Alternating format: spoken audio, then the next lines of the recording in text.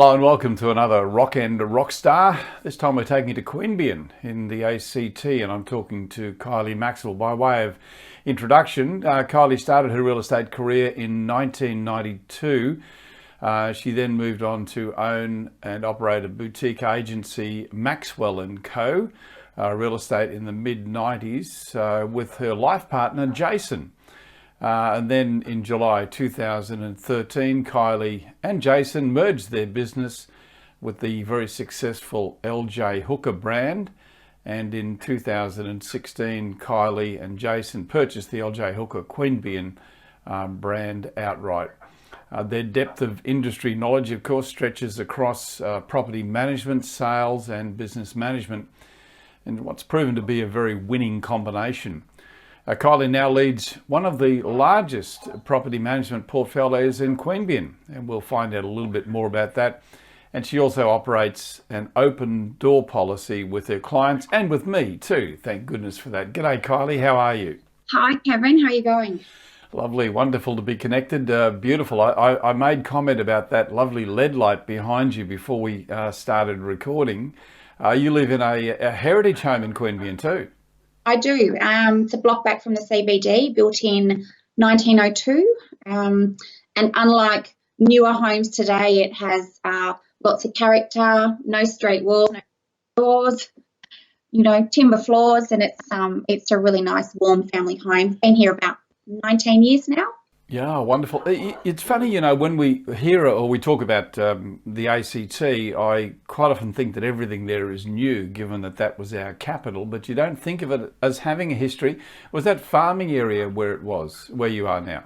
Absolutely it was. My daughter's bedroom was actually the school shop for the school across the road. And is 175 years old now. And yeah, this was a huge farm at the time. Yeah, wonderful history. And is that documented at all? Or would that have been one of the first homesteads there? It's not one of the first, but it's amongst one of the first, yes. Yeah, incredible. Yeah. Do you know the family who built it? There is a bit of a history. John Gale's family had actually built this, and apparently his daughter lived here. But quite often people say to me who went to the school across the road, oh, we remember it was at the front, and yeah, so it has got nice history. Okay, let's get down to business. Kylie, let's talk about your business. I gave a bit of a history there at the front. Tell me a little bit about the area in which you operate. Is it a high rental area? It is. Queanbeyan is a regional town, actually located Wales, so we actually work on New South Wales tenancy legislation and laws.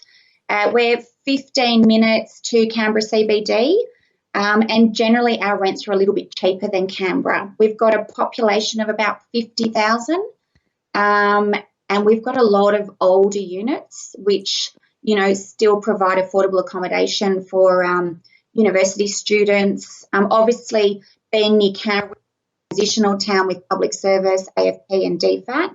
So not only do we lease to those clients, we lease a lot of properties out for those clients. So yeah, it is actually a busy town in relation to rentals, and there is a high rental turnover here. Is there much of a difference between the ACT and the New South Wales tenancy legislation?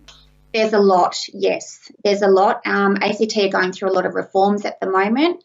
And it will become similar to New South Wales, but they still have a tape because theirs is regulated by the local government. So obviously it's a smaller government. But New South Wales, obviously, we've got the largest state area, so we've got a lot more input. I feel New South Wales is probably fairer to tenants and owners. ACT is probably geared up a little bit more to tenancies.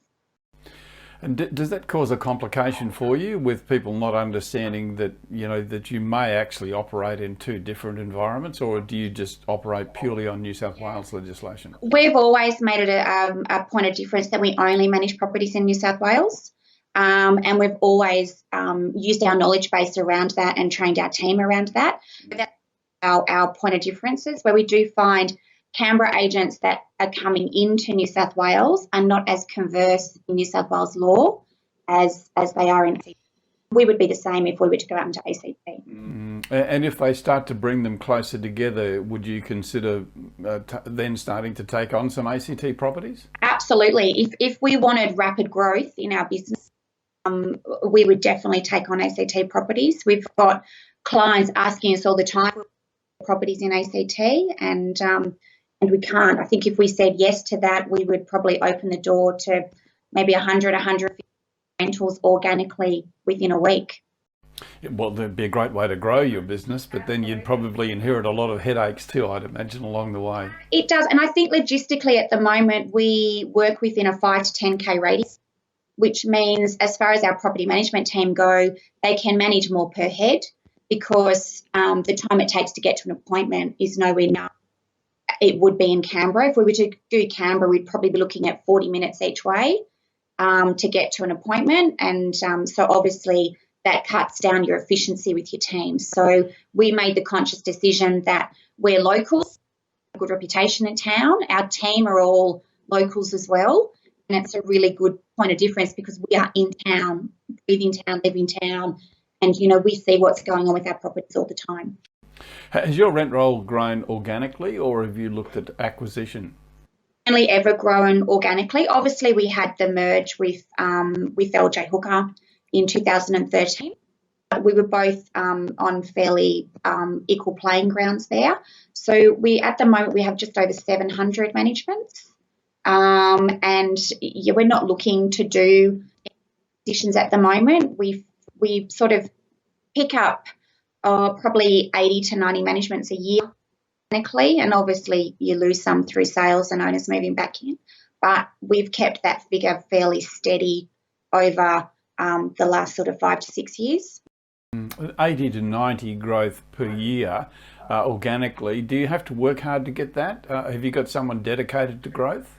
I do have a BDM, but that's a fairly new position, and I do BDM myself as well.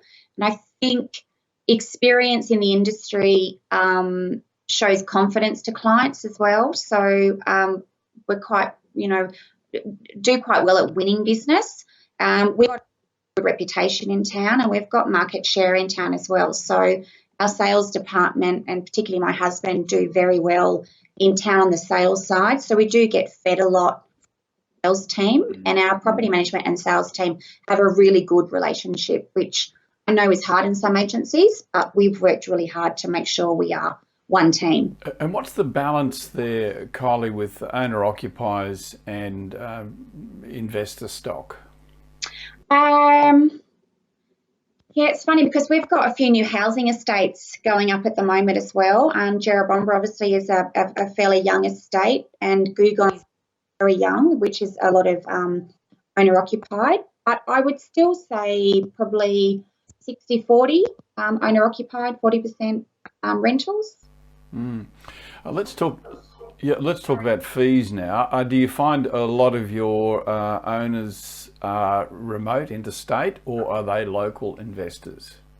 We've got a few that are in Canberra, which we still consider them local. Majority of our owners are in New South Wales, but not within the township.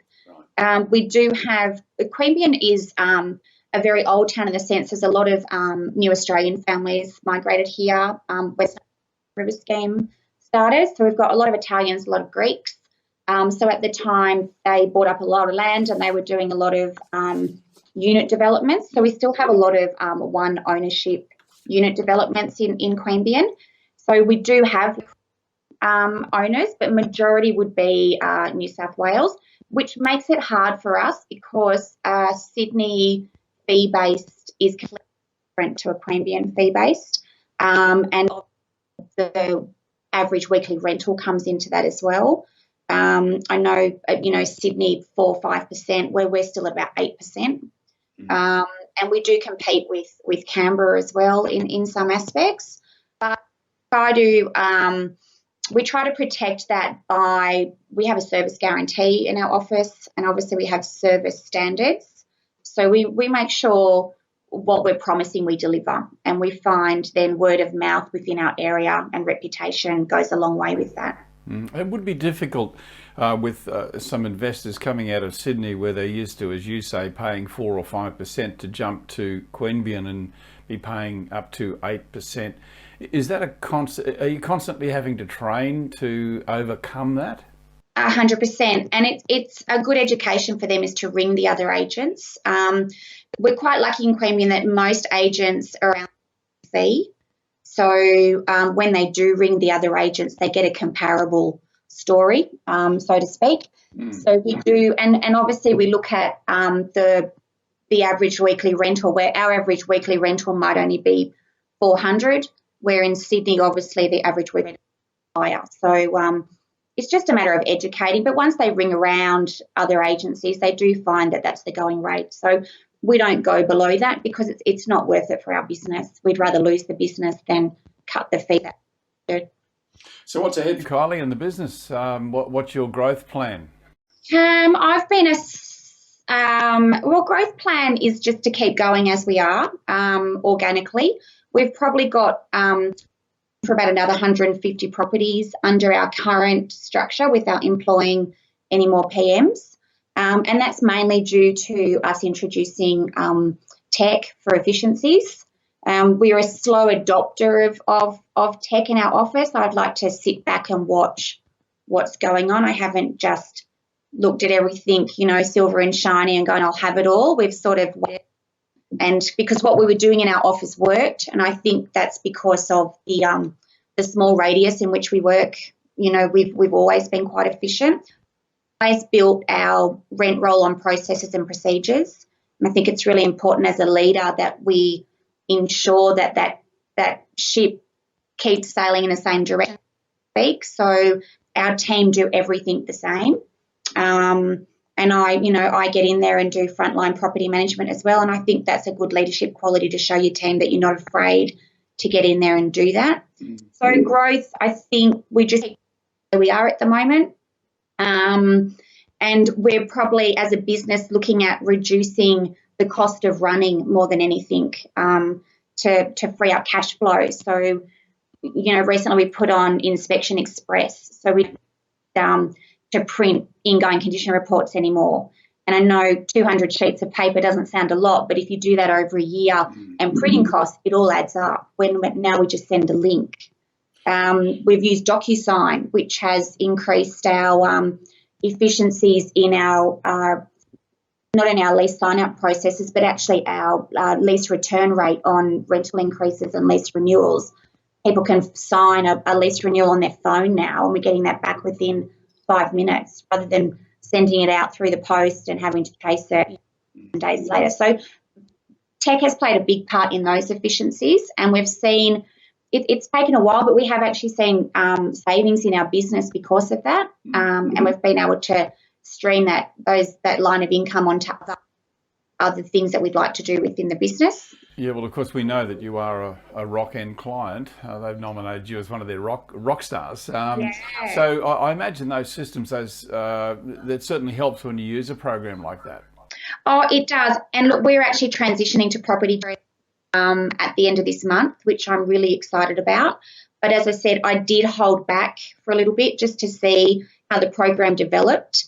And I'm a strong believer. I know you have to come with the times of technology, but we used REST very, very well in business over the years, and it did everything we needed it to do. So the fact that we've waited means that Property Tree has developed so much more, and they've implemented, new things. I mean, they even told me yesterday I now don't have to do 2 end of financial year statements with the transition. They'll actually bring all the documentation across, which is a huge thing. So we're looking forward to that. And it's not that I want my team to work remotely, but in property management, you are dealing with mums that have got children, and children get sick or they want to attend school functions and things like that. So if they can work remotely, if the need arises, then this is going to allow us to do that. Kylie, great talking to you. Thank you so much for spending some time with us. Thank you. I wish you every success in your business, and I hope you and Jason continue to grow the business well, and we'll watch it with interest. Thanks for your time. Thanks, Kevin. Pleasure. Thank you.